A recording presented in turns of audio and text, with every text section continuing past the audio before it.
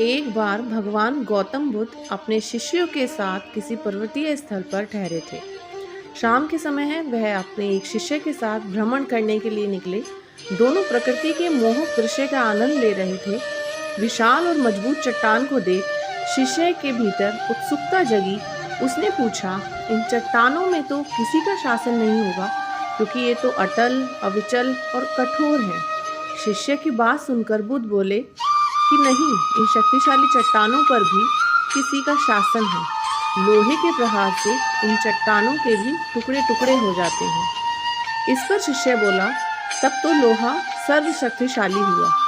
बुद्ध मुस्कुराए और बोले, नहीं, आग अपने ताप से लोहे का रूप भी परिवर्तित कर सकती है।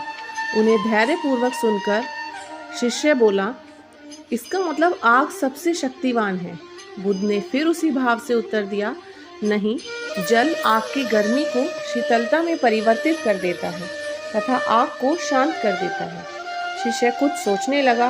बुद्ध समझ गए कि उसकी जिज्ञासा अब भी पूरी तरह शांत नहीं हुई।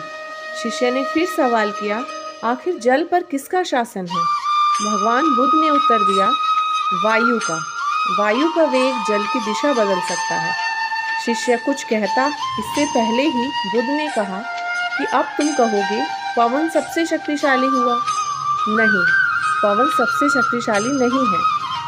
सबसे शक्तिशाली है मनुष्य की संकल्प शक्ति, क्योंकि इसी से पृथ्वी, जल, वायु, अग्नि सभी को नियंत्रित किया जा सकता है।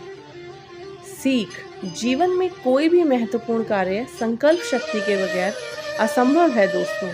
इसीलिए अपने भीतर संकल्प शक्ति का विकास करना अनिवार्य है। इसी तरह की प्रेरणादायक कहानियों के लिए मेरे चैनल को सब्सक्राइब करें, लाइक करें, कमेंट एंड शेयर करें।